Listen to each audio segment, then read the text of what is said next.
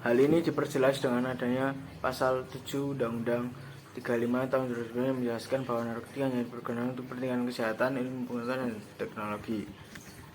Permasalahan yang banyak terjadi penggunaan narkotika kepentingan di lain kesehatan, ilmu pengetahuan, dan teknologi. Penggunaan di luar kepentingan tersebut biasanya dengan dosis tinggi atau dengan takaran yang melebihi dengan ditentukan tubuh manusia yang kemudian dapat menyebabkan overdosis. Penyalahgunaan narkotika mampu menimbulkan beberapa sebab, yaitu seperti rusaknya kekuatan dalam masalah bangsa dan negara karena adanya kerusakan secara mendalam pada manusia yang menggunakan narkotika di luar batas atau di luar normal. Diatur dalam Undang-Undang Nomor 35 Tahun 2009 tentang narkotika, menyebutkan bahwa pihak-pihak yang menyalahgunakan narkotika terdiri dari pecandu narkotika yang dimuat dalam pasal 1 angka 13 penyalahguna, diatur dalam pasal 1 angka 15 pecandu narkotika disebut sebagai pengguna yang salah satu subjek yang menggunakan dengan salah dalam keadaan adanya dengan di situ baik tidak menggunakan narkotika dengan atau menggunakan dengan cara melawan hukum. Beberapa faktor ditemukan pada unsur penggunaan narkotika, yaitu faktor internal dan eksternal. Faktor internal terjadi penyalahgunaan narkotika berasal dari sisi pribadi yang disebabkan oleh adanya perasaan gelisah, tidak tenang, jiwa putus asa, dan kemudian melakukan rasa ketenangan, rasa aman dan kenyamanan terhadap diri pengguna, yang kemudian narkotika inilah diyakini dapat memberikan ketenangan mengatasi permasalahan internal dari dalam diri si pelaku itu sendiri. Kemudian ada juga faktor eksternal di mana penyebab dari pelaku luar tidak pidana narkotika seperti faktor lingkungan, faktor pergaulan, hingga adanya keadaan tertekan dan desak oleh pihak tertentu. Pelaku penyalahgunaan narkotika tidak bisa ditentukan secara pasti. Hal ini terjadi pada seluruh kalangan dari anak-anak remaja hingga dewasa. Kemajuan teknologi mempengaruhi jalan kemudahan sarana transaksi maupun teknologi komunikasi yang memudahkan perkembangan penyalahgunaan narkotika. Hal kemajuan yang semakin maju menjadi salah satu bentuk sarana yang dapat digunakan dan mencapai kemudahan perluasan akses tidak dan penyalahgunaan narkotika tanpa peduli lokus dan tempatnya. Ya, dikarenakan jangkauan yang mudah, cepat, tanpa hambatan. Narkoba atau narkotika merupakan inti atau unsur yang fundamental dalam kebutuhan medis, pendidikan, kemajuan ilmu, pengetahuan, dan teknologi, khususnya dalam perihal obat-obatan. Narkotika memiliki fungsi utama dalam kebutuhan medis terkait pengobatan dan juga pelayanan kesehatan yang sudah disesuaikan dengan takaran masing-masing pada faktanya itu dari hasil analisa dokter terhadap diagnosa. Dan kemudian untuk pasien atau calon penerima narkotika tersebut takaran dan penggunaan sesuai. Namun dilakukan penggunaan medis, pendidikan, dan perkembangan ilmu pengetahuan, narkotika juga sering beredar di jalur ilegal yang kemudian itu menyebabkan penggunaan narkotika bersifat ilegal. Peredaran narkotika secara ilegal dan penggunaan narkotika secara ilegal dikatakan berdasarkan alur dan proses kegiatan tersebut dengan tanpa kendali penyelesaian terhadap dan takaran ditentukan secara medis hingga mendasar hukum yang berlaku. Penggunaan narkotika secara ilegal dapat menyebabkan hal-hal yang merusak segalanya, sistem internal maupun eksternal yang diartikan sebagai individu ataupun sosial masyarakat. Narkotika memiliki peraturan yang dikhususkan karena karakteristik menggunakan salah satu berbahasa dan negara. Karakteristik yang kemudian menjadi dasar narkotika sebagai tindak pidana khusus, yaitu adanya potensi ketergantungan tinggi pada fisik maupun psikologis yang kuat dalam penggunaan yang kemudian menyebabkan adanya ketergantungan, memberikan efek sulit berhenti menggunakan narkotika memiliki mereka tahu bahwa narkotika berbahaya. Dampak kesehatan dengan menyebabkan memunculkan beberapa masalah seperti kerusakan otak, pembuluh darah pecah, penyakit jantung, kanker, tumor, subeng, potensi penyalahgunaan narkotika dengan beberapa Tujuan seperti untuk meningkatkan performa, menghilangkan rasa sakit, melarikan diri dari kenyataan sebagai konsekuensi negatif seperti kecelakaan, kekerasan, dan kematian. Dampak sosial pada keluarga, komunitas, dan masyarakat secara umum, di mana dampak ini dapat dengan adanya permasalahan ekonomi atau keuangan, kekerasan dalam rumah tangga, dan hilangnya produktivitas seperti pengangguran. Yang pertama, Menteri memberikan izin khusus pembuat bahan narkotika kepada industri farmasi tentu yang telah mempunyai izin sah sesuai dengan ketentuan yang berlaku dengan ketentuan hukum setelah dilakukan pemeriksaan oleh Badan Pengawas Obat dan Makanan. Yang kedua, Menteri melakukan pengendalian produksi narkotika sesuai dengan kebutuhan obat tahunan sebagaimana yang dimaksud pada pasal 9. Yang ketiga, Badan Pengawas Makanan melakukan pengendalian bahan baku, proses produksi, dan hasil akhir produksi zat narkotika sesuai dengan rencana kebutuhan tahunan. Lalu narkotika sesuai dengan pasal 9, ketentuan tambahan mengenai tata cara otorisasi dan pengujian sebagaimana dimaksud pada ayat 1 dan 2 diatur dalam pasal 9. Selanjutnya, ketentuan tambahan mengenai tata cara pengendalian yang relevan terhadap kegiatan tersebut pada ayat 3 ditetapkan atas perintah Kepala Badan Pengawas Obat dan Makanan. Tindak pidana khusus adalah perkara pidana yang ketentuannya di luar Kitab Undang-Undang Hukum Pidana atau KUHP. Tindak pidana khusus memiliki sifat dan perlakuan khusus dan spesifik, seperti peraturan perundang-undangan yang berlaku, hukum acara yang berlaku, lembaga penegak hukum yang terlibat, dan pengacara yang mengadilinya. Istilah hukum pidana khusus pada mulanya digunakan untuk menyebut jenis ini, namun kemudian diubah menjadi hukum pidana khusus. Beberapa contoh kejahatan yang termasuk dalam kategori kejahatan khusus adalah kejahatan keuangan, kejahatan psikotropika, dan kejahatan narkotika, dan lain-lain.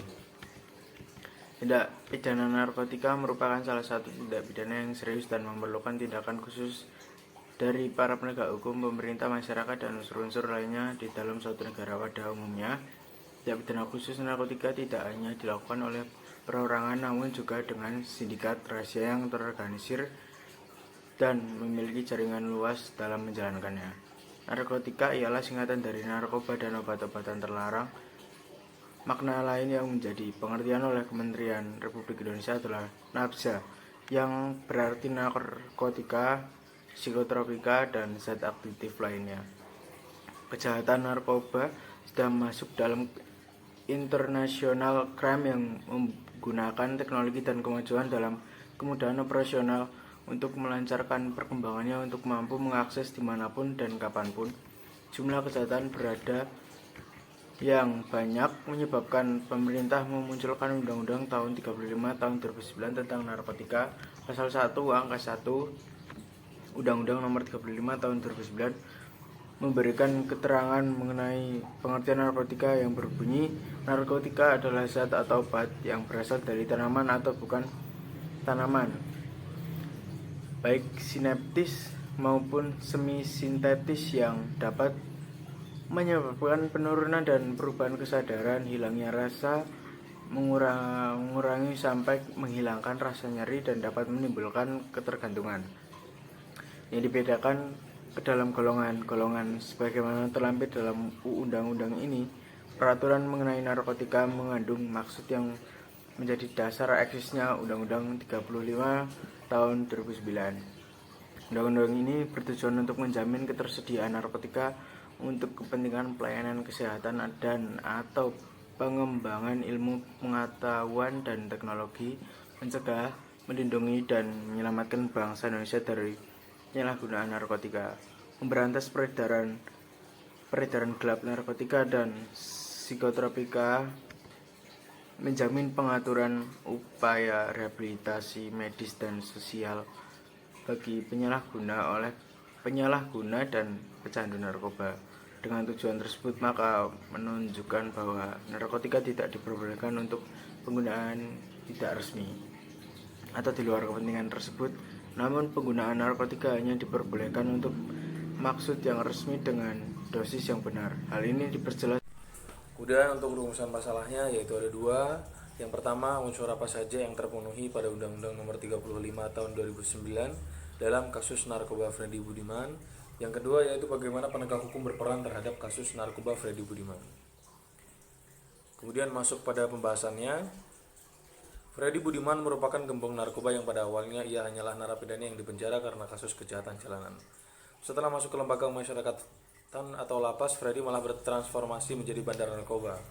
Freddy Budiman awalnya napi kasus kejahatan jalanan, namun setelah masuk lapas dia mulai belajar sambil menjadi jaringan narkoba sampai akhirnya dia menjadi bandar yang besar. Ujar Benny saat dimintai konfirmasi pada tanggal 6 bulan 10 tahun 2023. Awal mula tahun 1997, Freddy Budiman memulai sepak terjangnya di dunia kriminal sebagai copet di Surabaya. Kemudian tahun 2001 ia terjerat kasus narkoba untuk pertama kalinya dan divonis 2 tahun penjara. Tahun 2003 Freddy Budiman bebas dari penjara namun tertangkap kembali dengan kasus kepemilikan sabu dan dihukum 4 tahun penjara. Pada tahun 2009 di lapas narkotika Cipinang, Freddy menjelma menjadi bandar narkoba kelas kakap. Jaringan bisnisnya meluas hingga luar negeri. Tahun 2012 Freddy divonis hukuman mati atas kasus penyelundupan 1,4 juta pil ekstasi dari Cina. Tahun 2013 Freddy Budiman mengaku kepada Haris Azkar bahwa dia menyuap oknum aparat penegak hukum untuk memuluskan bisnis narkobanya. Tahun 2014 terbongkarnya bilik asrama di lapas Cipinang di mana Freddy Budiman dikabarkan mendapatkan fasilitas istimewa, termasuk ruang berhubungan seksual. Pada tahun 2016 tepatnya pada bulan Juli, Freddy Budiman dieksekusi mati di Nusa Kambangan setelah melalui proses panjang dan kontroversial. Undang-Undang Narkotika menyebutkan bahwa narkotika merupakan zat atau obat-obatan yang berasal dari tanaman atau bukan tanaman baik sintetis maupun semi-sintetis yang dapat menyebabkan penurunan atau perubahan kesadaran, hilangnya rasa, mengurangi sampai menghilangkan rasa nyeri, dan dapat menimbulkan ketergantungan yang dibedakan menjadi 3 golongan, yaitu golongan narkotika pertama, narkotika yang paling membahayakan dikarenakan adanya daya aktifnya yang sangat tinggi.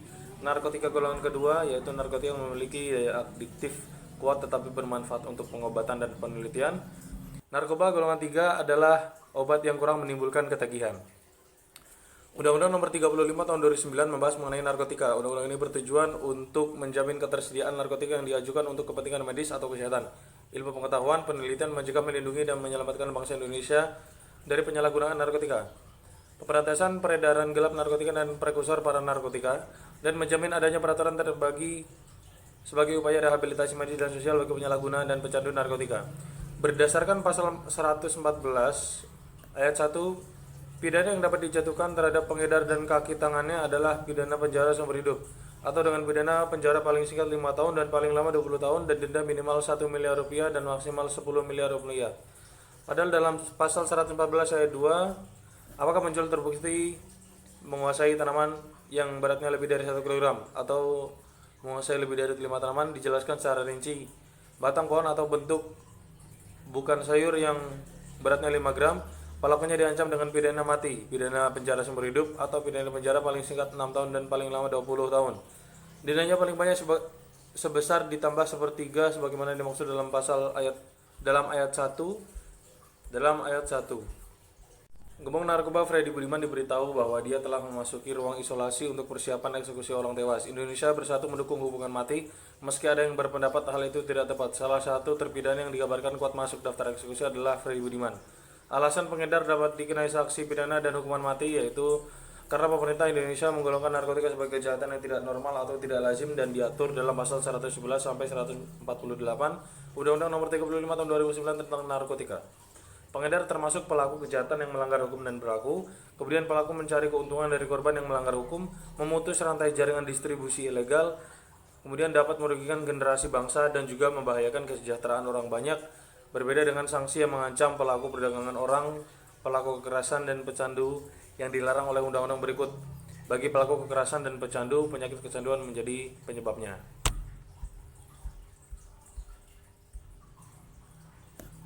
Kemudian Untuk kesimpulannya yaitu kasus Freddy Budiman, gembong narkoba kelas kakap menjadi sorotan tajam publik Indonesia.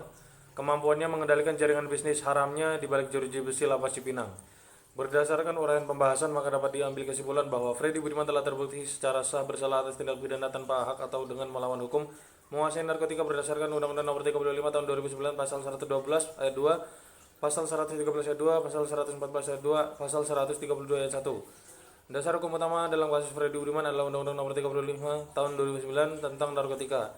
Pasal-pasal yang memiliki korelasi terhadap kasus ini ialah terkait dengan produksi, impor, ekspor, dan peredaran narkotika.